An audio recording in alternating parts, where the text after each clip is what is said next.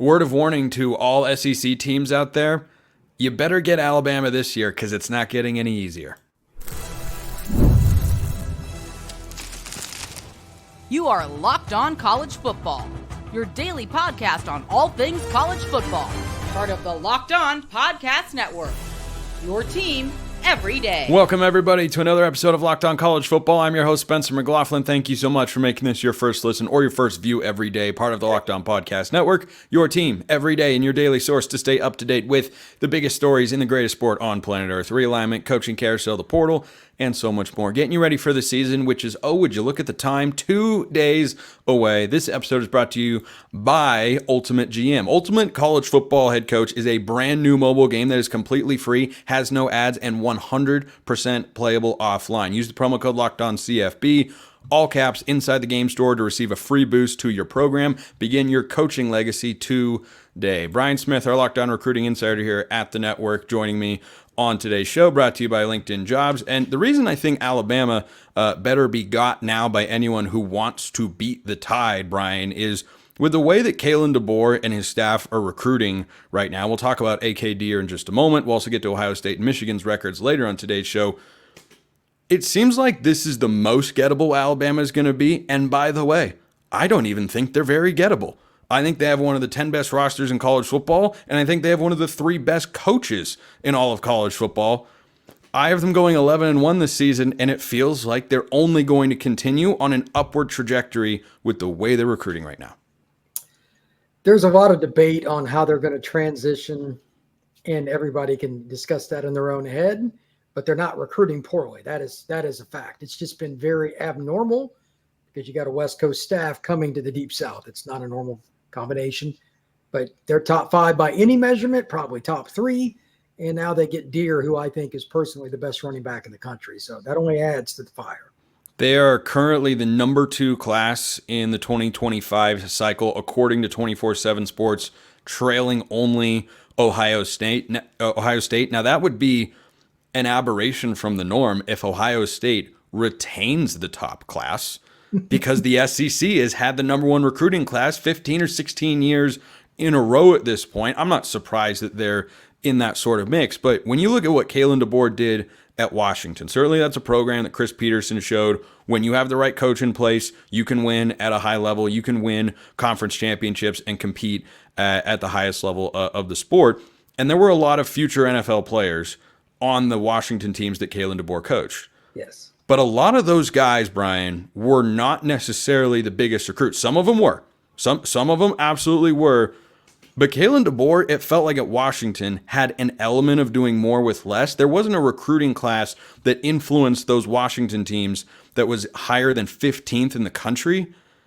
I mean, if you give Kalen DeBoer top 5 recruiting classes year in and year out, what do you think he can be in Tuscaloosa?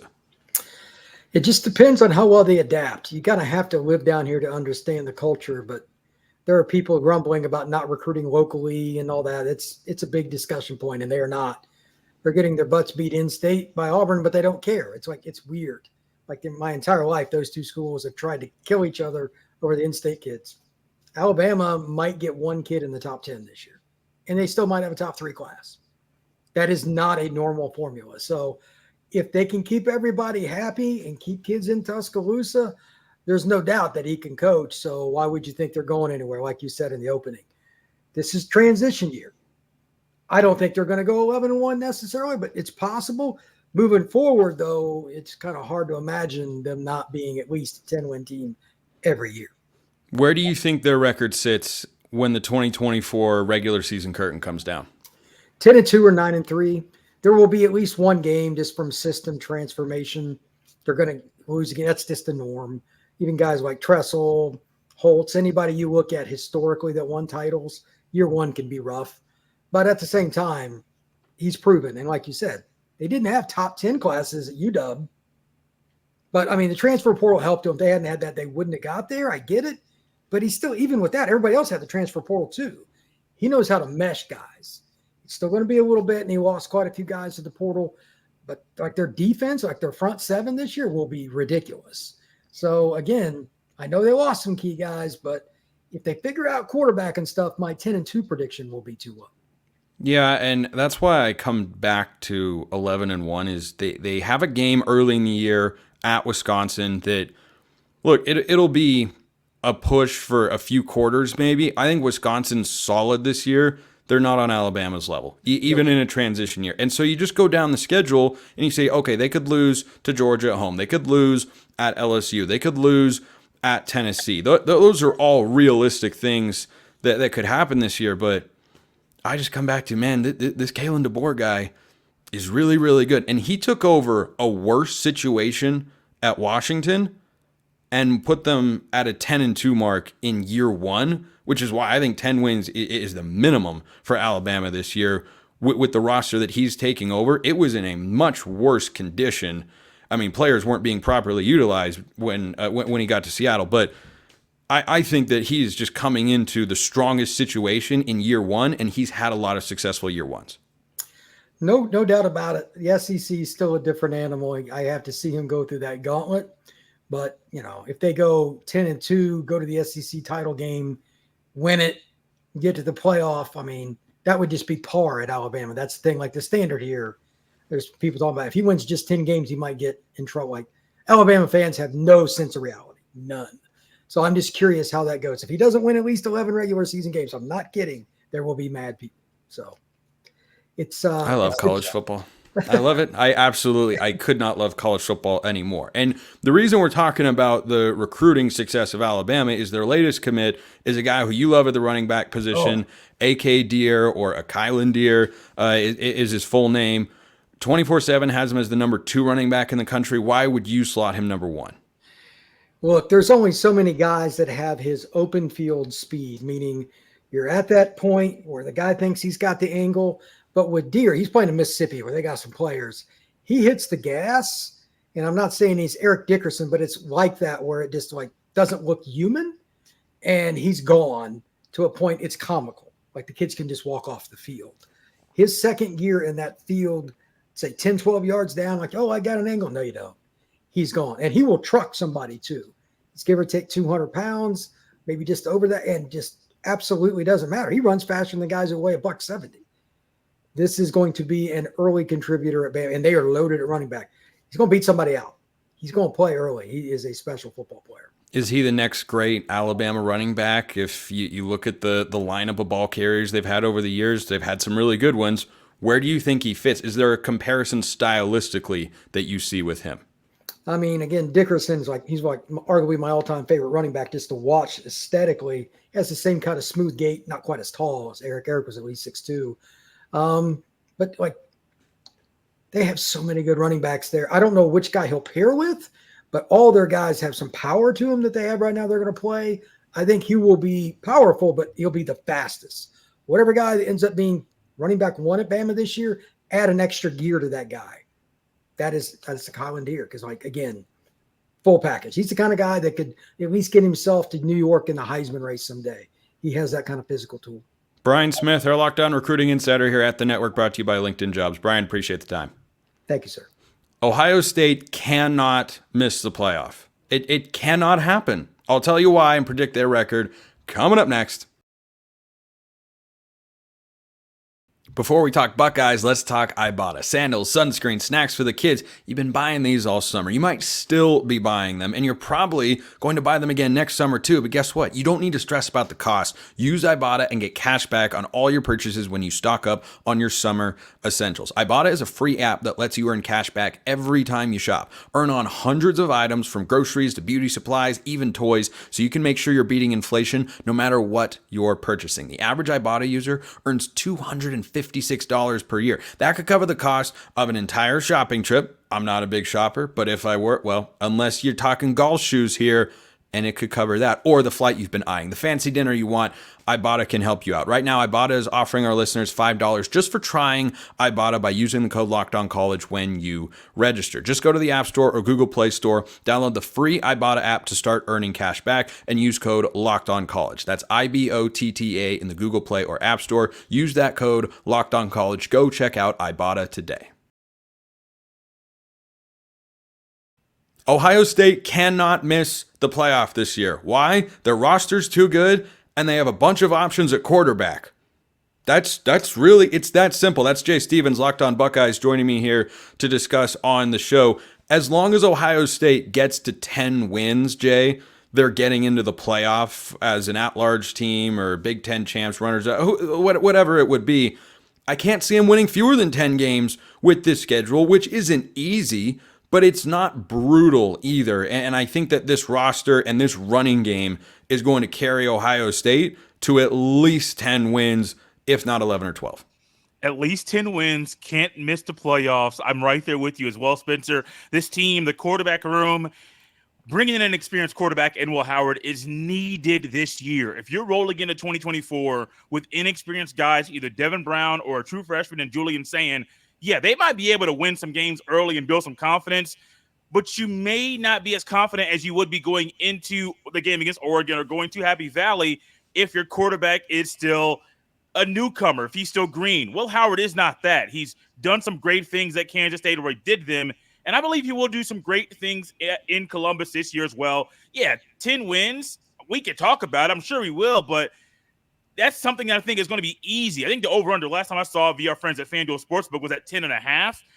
I think I might go the over because I would still say 11-1 is probably where the Buckeyes will be at the end of the regular season. Yeah, that's where I'm leaning right now is towards 11-1. I think between Ohio State and Oregon, that game on October 12th in Eugene, whoever wins goes undefeated in the regular season. I think these are the two best teams in the Big Ten. I think they're the two best rosters in the Big Ten. And you look at Ohio State last year, and there's an oddly negative narrative around a program that just won 11 football games in the second best conference in the country. But that was with a freshman in Kyle McCord at quarterback. So even if, and this is of course an if, let's say Will Howard goes down with an injury and they have to put in a freshman. Well, what could Ohio State possibly look like? Oh, I know, last year's team that went 11-1. Yeah. They would be just fine. Now, the non-conference schedule is something that I find incredibly frustrating because Ohio State is a big brand.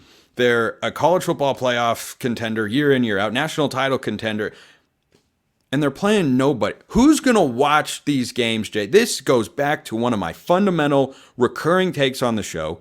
The worst part about college football is not realignment. It is not the portal. It is not NIL. It is scheduling. Scheduling breaks everything and leads to so many other issues. Michigan has done this for the last couple of years. They played Texas this year, so I'm not railing against their schedule. It's time to rail on Ohio State's schedule. Akron, Western Michigan, Marshall. I know they're taking a page out of Michigan's book here. They're not violating any rules, like Michigan wasn't violating any rules, but what are we doing as a sport? Why is that fun? You can have 2 of those games, but 3, it bothers me. It just bothers me. No, Spencer, it bothers me too. One thing I do believe about this year, which was a little bit different than normal, I believe they had a Power 5 school or Power 4 school scheduled this year. I think it was Washington. Once Washington joined the Big Ten, you had to throw that out the window because it could be a regular, well, technically you could still have it and still call it a non-conference game. They're doing that in the Big 12, Arizona and Kansas State. Yes, they are. So I know that it still could have happened, but Ohio State and Washington just squashed the contract, and you got 3 cupcakes. I'm with you. I hate scheduling in college football. I don't like how you have to schedule Ohio State and Alabama 10 or 11 years down the road. Why? Why are we doing this? There's too much money. It makes too much sense to just go year by year. And honestly, I think at the conference level too, I know the Big Ten had, I think it's the next couple of years, their schedule's already lined up. They could go year by year and base your opponents based off your record from the previous year. I think that would make better competition year after year after year. But I'm with you, man. Like, regardless of the whole Washington joining the Big Ten thing or not, Ohio State's non-conference schedule, it's laughable. It's a joke, and I have no problem saying that because I don't like it either. Akron, was it 15.5-point favorites? I'm watching it.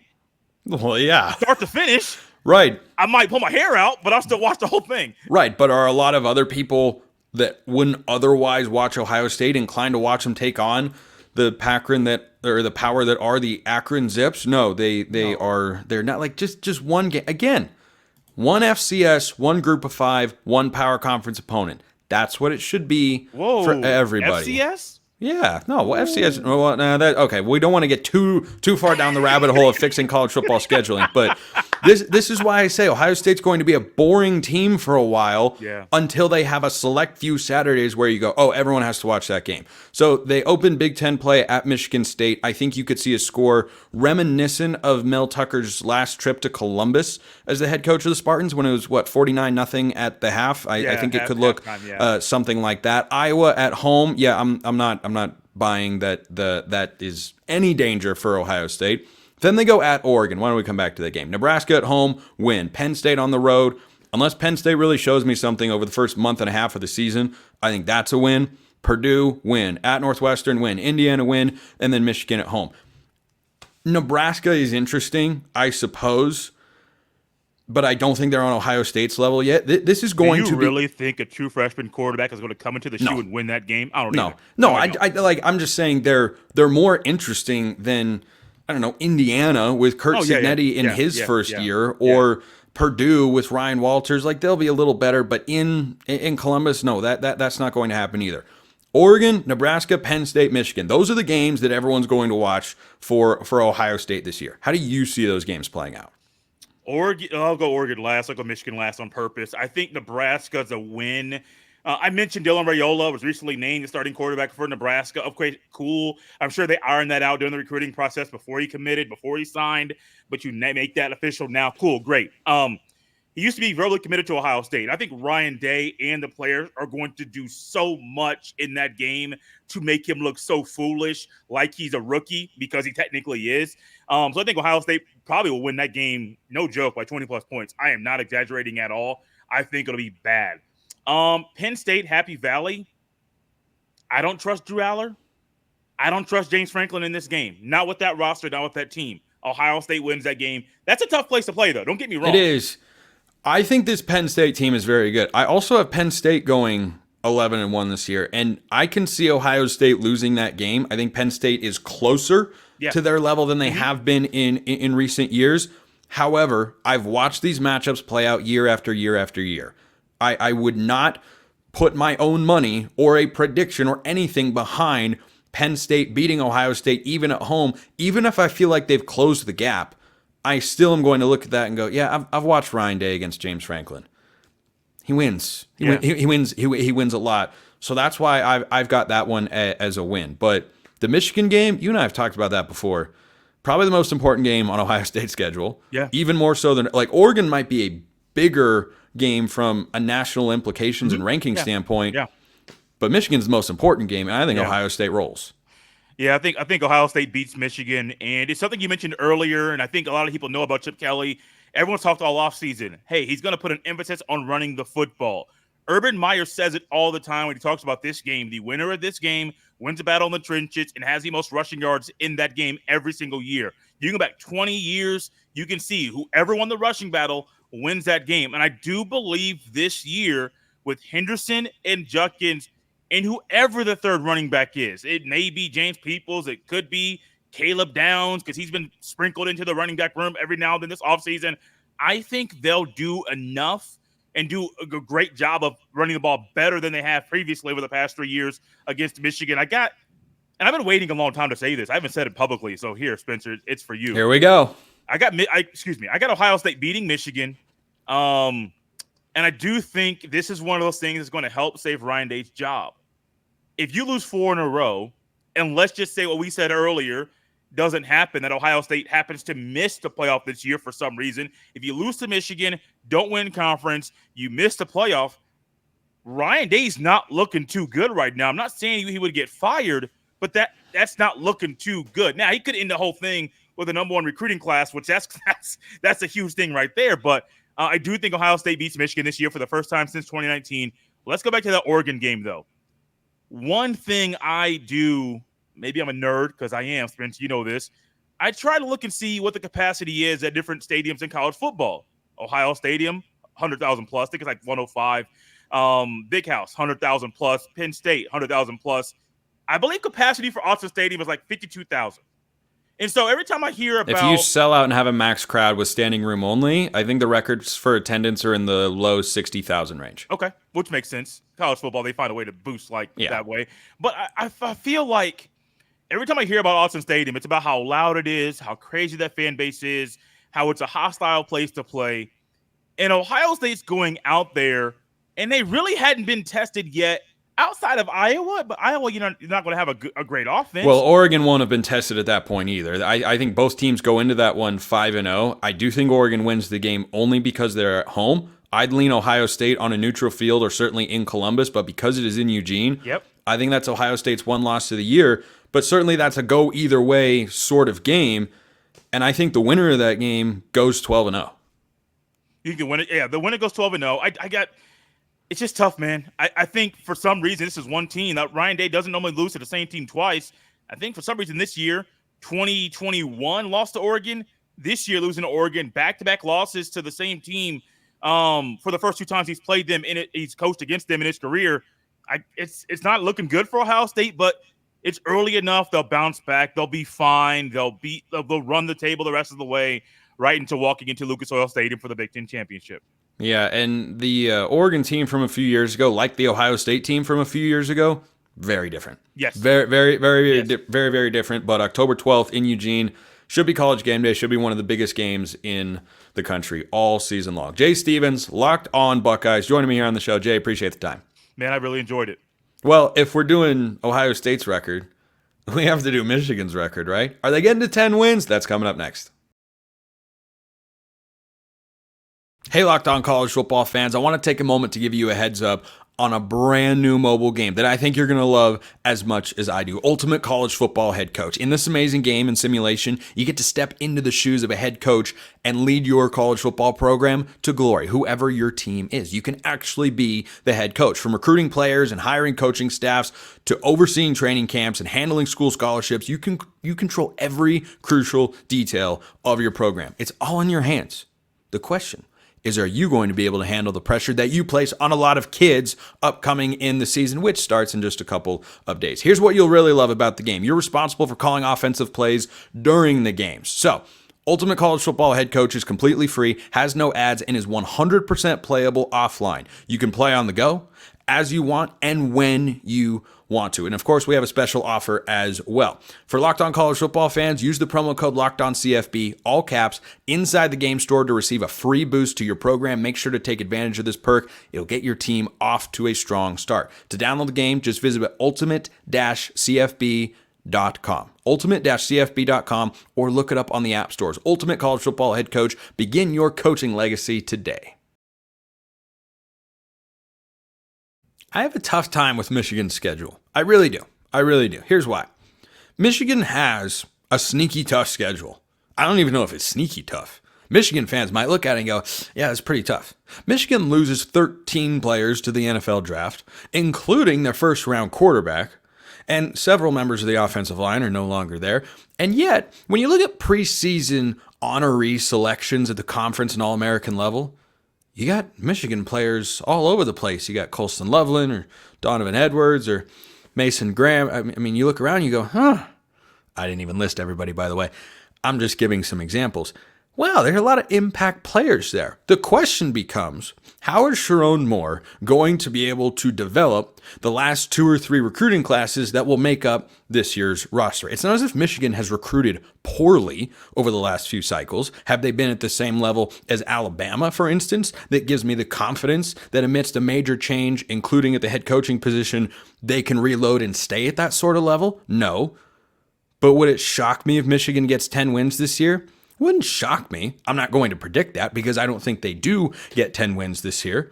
But Michigan's just, I don't have a good feel. It's not as big of a reset as Washington, but it's not as strong of a reload as a Georgia or a Texas.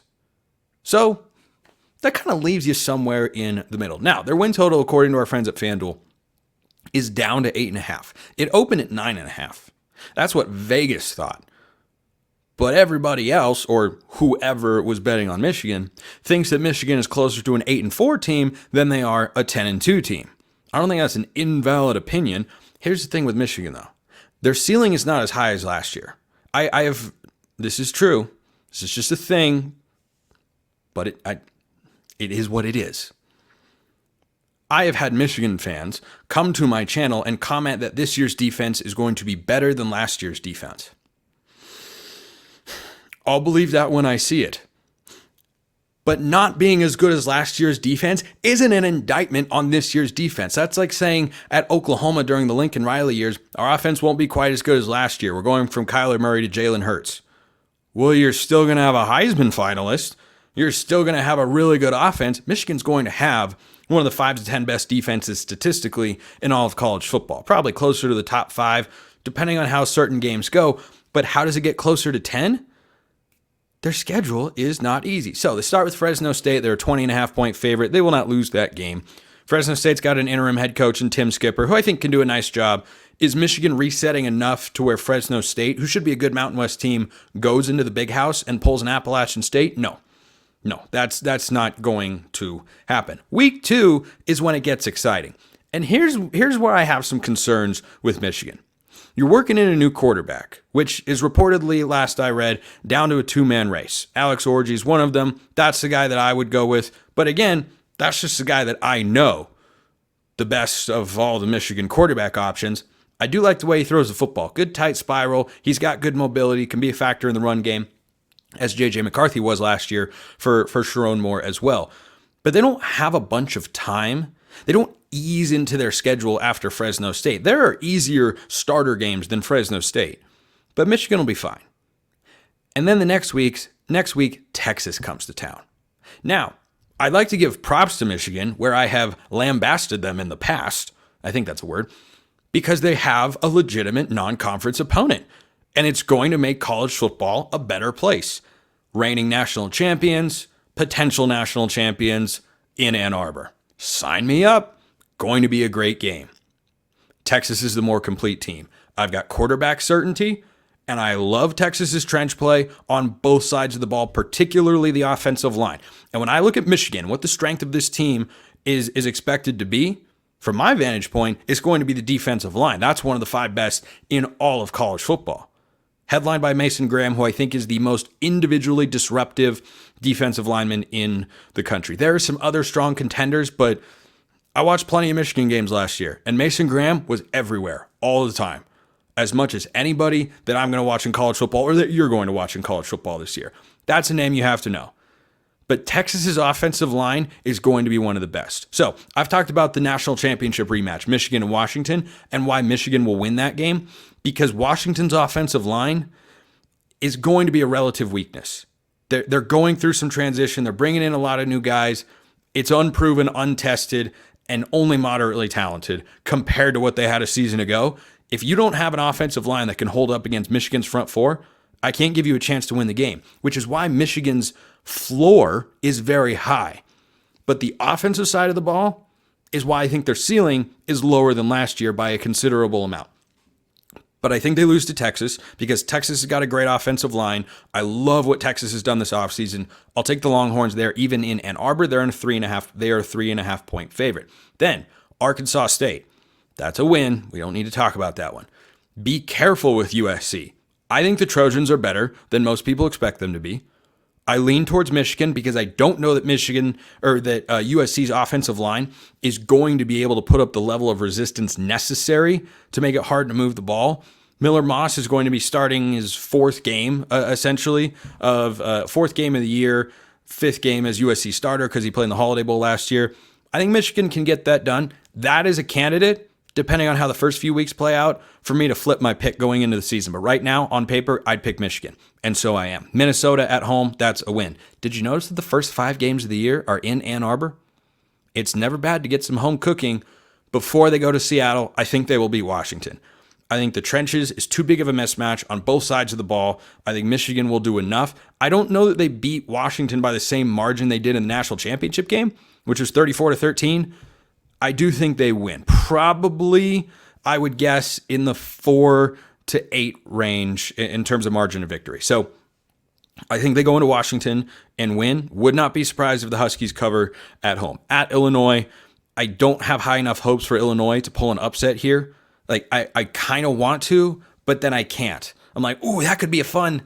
No, No, I can't do it. Far be it for me to disregard the reality that upsets happen every year in college football. Thus, I have the intestinal fortitude to pick some from time to time, no matter how much blowback I get. That's not one of them. Michigan State at home. Nope, that's not going to happen.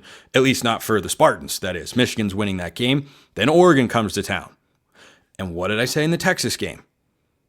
They've got the offensive line to match it. Now, one question that I have going into this game. I do think on paper, Oregon wins. They had one injury to a starting offensive lineman. Matthew Bedford, the transfer from Indiana, sixth-year senior, was going to be the starting right guard. Still should be at some point in the year. Is he back for that game? And if not, how are the replacements holding up? That's a question. That's a question that I'm going to have going into that game. But if Oregon's healthy along the offensive line, they'll have one of the 10 best in college football. And I think it'll be a great battle between Oregon's offensive line and Michigan's front four.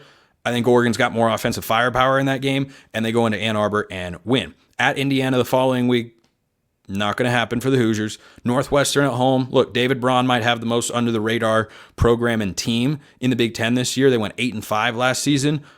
I don't know if I have supremely high hopes. FanDuel doesn't. Their win total's 4.5. I wouldn't be surprised if they go over that and are a 5-6 win team. But are they going into Ann Arbor and winning? No, I do not believe so. Last week of the regular season, at Ohio State. I think that's Ohio State all the way. So I have Michigan at 9-3, which is right around where Vegas would have that win total because they opened it at 9.5. They've dropped it down to 8.5 after getting a bunch of action on the under there.